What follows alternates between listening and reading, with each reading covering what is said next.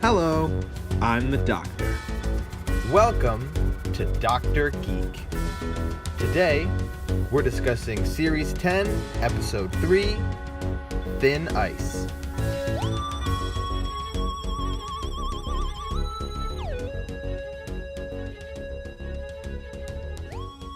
This episode begins at the exact moment the last one left off.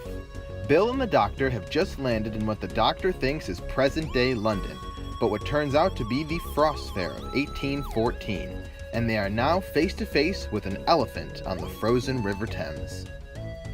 Rushing back inside, Bill says she didn't know the Tardis could travel to parallel worlds, but the Doctor assures her that this is no parallel world, and that in fact, there used to be festivals held on the frozen river in the 19th century. Bill asks the Doctor why they didn't end up where he was trying to go, and the Doctor has a great line about how you don't steer the TARDIS, you reason with it. Unsuccessfully most of the time. She's a bad girl, this one, always looking for trouble.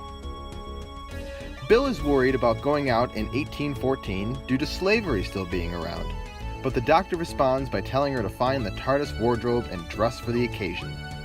As a man passes by, he drops some fruit through the frozen river, and we get a glimpse at the beast below. After the opening credits, the Doctor and Bill are all dressed up and ready to go exploring, but as they leave the TARDIS, a warning goes off. There's an unknown life form detected. Unfortunately, the Doctor and Bill miss this message. Outside, Bill wants to know the rules of time travel.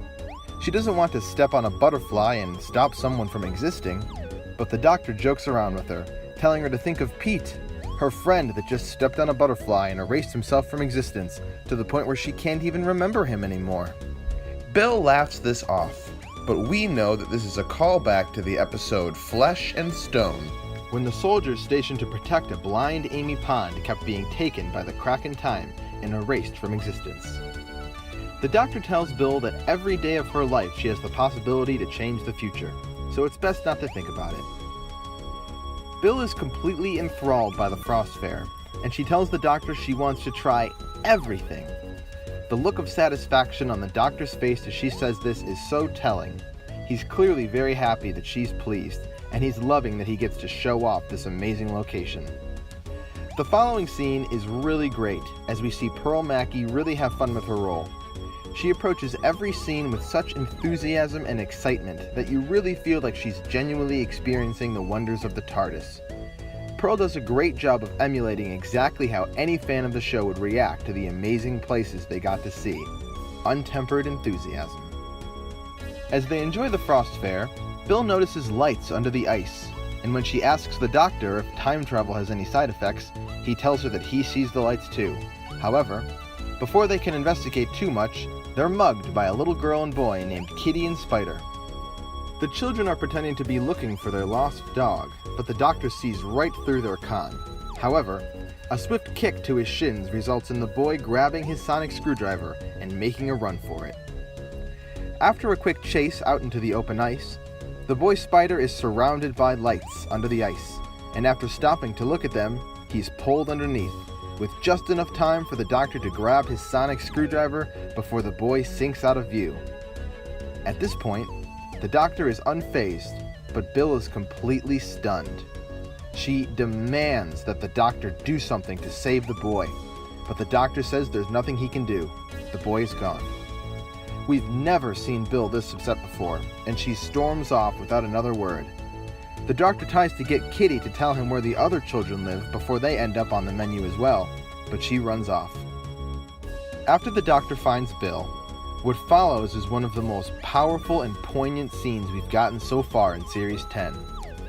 Bill tells the Doctor that she's never seen someone die before, and she's deeply affected by what she's just seen. The Doctor doesn't see the difference between the boy being killed and the people being murdered by the Vardy just a few hours ago. But Bill says she didn't have to watch those people die, and that's all the difference. Bill doesn't think the Doctor cares that the boy died, but when he insists he does, she asks him, if he cares so much, how many people has he seen die? The Doctor says he's lost count. How many before you lost count, she says. The Doctor replies that he cares, but he moves on. Bill asks how quickly. "Have you ever killed someone?" she asks. "There's a look in your eyes sometimes that just makes me wonder."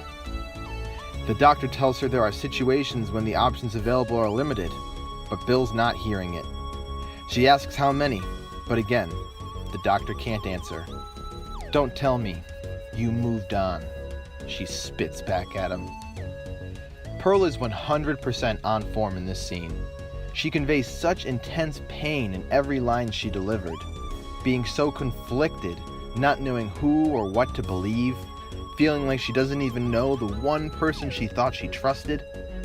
I never doubted for 1 second that Bill was feeling everything that she was saying, and it was really moving. It's Peter's turn now to deliver a great speech, saying, "What happens if I don't move on? More people die. Do you want to stand here stamping your foot, or do you want to help? Because I'm 2,000 years old, and I've never had the time for the luxury of outrage." What a fantastic line that is. At this moment, Kitty returns, asking the doctor what he meant by "on the menu." Kitty takes the doctor and Bill back to her hideout, and they meet the other children living on the street with her. They spend the night with the children, and the doctor reads them stories. He finds out that a mysterious man has been paying the children to promote the Frost Fair and lure people out onto the ice, which means they need to find out what's below that ice. Using some Victorian diving suits, the doctor and Bill walk out on the ice at night, trying to lure the creature. Bill is the first to be taken, and the doctor quickly jumps through the hole in the ice after her. At the bottom of the river, they find a massive creature with an eye larger than the two of them combined. The creature is in chains, and it lets out a terrible moan of sadness before belching out the red cowboy hat the boy spider was wearing. This is what happens to the people who fall through the ice. After climbing out of the river through an ice fishing hole, the doctor and Bill both remark on the sound the creature made. Bill says she could feel it in her bones, and the doctor calls it the sound of despair and loneliness. They find some fish the ice fisher has caught, and realize that the lights under the ice are from these creatures, working together with the giant monster. They ask the ice fisherman if he's seen anything weird since the freeze happens, and he tells them to check out the dredges upriver, where he's seen men patrolling at all hours of the day. Using a bit of psychic paper, the doctor and Bill gain access to the dredge site and meet the foreman as he gives them a tour of the facilities. He assumes they've been sent by a Lord Socklove, and they're happy to agree. The doctor determines that they are now at the back end of the creature, which means that the material these men are judging for is the waste of the monster, or monster poop. Whatever it is, it burns 1,000 times longer than coal, and it can even burn underwater, to which Bill responds with a "no shit" that's quickly cut out halfway through. With a motive nailed down, the two now go to determine who this Lord Socklove is and how he got a hold of such a creature. They gain access to his home, with a little more use of the psychic paper, under the identity of Dr. Disco, and the doctor implores Bill to use diplomacy, tact, and charm to get the information that they need. However, once Lord Socklove appears and begins an insanely racist tirade against Bill, the doctor forgets his own advice and punches Socklove right in the face. Sadly, his guards are not far away, and the two are quickly captured. While being interrogated, the doctor asks some questions of his own and determines that the creature has always been in the river as far as Socklove is concerned. The secret of its existence has been passed down for generations. Socklove plans to use the material to propel the human race into a new era, but at the expense of all the people that he kills. He's been hyping the Frost Fair to increase the amount of victims and increase production of his waste so he can move the empire forward. The doctor tells him that human progress isn't measured by industry, it's measured in the value that you place on a life, an unimportant life, a life without privilege. That's what defines a species. Unfortunately, Socklove is a heartless asshole and doesn't care one bit about the doctor's sentimentality. He orders Bill and the doctor to be taken onto the ice and decides to go through with his plan immediately. Tying Bill and the doctor to barrels of explosives, Socklove reveals that he intends to blow the barrels at noon when the crowd will be at its largest. All of the people will be eaten by the monster, and it will produce enough waste to set him up for quite some time. Sokolov leaves after this to go and make final preparations, but leaves a guard out front as Bill and the Doctor try to escape with the sonic screwdriver. The Doctor realizes that the lightfish are drawn to sounds as they begin to come to his sonic screwdriver. Once the guard sees the lights, he goes to investigate, taking the sonic from the Doctor and thus causing the fish to target and attack him instead. As he falls through the ice, the Doctor takes back his sonic and they make their escape. Bill is clearly affected by this man's death as well, but she's already learning to take things in stride and move on. The Doctor asks Bill if she wants to free the monster, telling her it's her decision, not his, as she's the human. Much like the episode Kill the Moon, he answers to the Earthlings. He's operating on her command. Bill is worried that the monster may attack the city, but ultimately, she can't live with its suffering. The monster is dealing with too much, and she tells the Doctor to go ahead and save her. While Bill and the orphans go about getting everyone off the ice as quickly as possible, the Doctor gets to work moving the barrels. As Sokolov realizes what they're trying to do, he moves to blow the barrels early, but he's too slow, as the Doctor has placed them around the creature, freeing it from its chains as the barrels explode.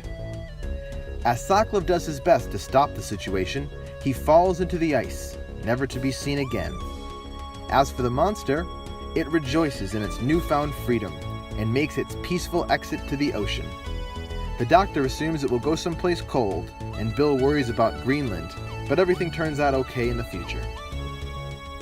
Back at Lord Sokolov's house, a lavish feast has been prepared for the Sokolov's long-lost heir. Perry, one of the orphans, has been selected by the Doctor to receive Sokolov's fortune, and a little bit of simple forgery on his last will and testament makes it official. The orphans now own Sokolov's mansion, and they will never be poor again. As the Tardis materializes back in the Doctor's office, present day, Bill is sure something must have changed, but much to her surprise, there's no information at all about a sea monster in the Thames in 1814. She does, however, learn that the orphans got to keep their fortune, and it seems to dawn on her in that moment that she's actually managed to change people's lives. The next moment, Nardole comes in with the tea he promised at the beginning of the previous episode. He's under the impression that they've just made a quick jump up from the basement, but when he sees how they're dressed, he gets very upset, calling the Doctor naughty, to which the Doctor yells at him for his language. The Doctor tells Nardole to leave him alone as he has everything under control. As the episode ends, we see Nardole down by the vault, bitterly complaining about the Doctor's lack of commitment. Suddenly, there's a knock at the door, and Nardole's false courage is not enough to make whatever it is inside stop banging. Nardole decides it's best to leave, making us wonder, what is the secret behind this vault? So, overall, I thought this episode was really good. Unlike the first two episodes of the series, this story was slightly more fleshed out, and the villain was instantly unlikable. And since we now know the character of Bill pretty well, this episode was all about deepening that relationship and giving her more of an insight into who the Doctor really is and what he's capable of. I have to say that the shining part of the episode for me was when Bill asked the Doctor how many people he's killed, and he can't answer.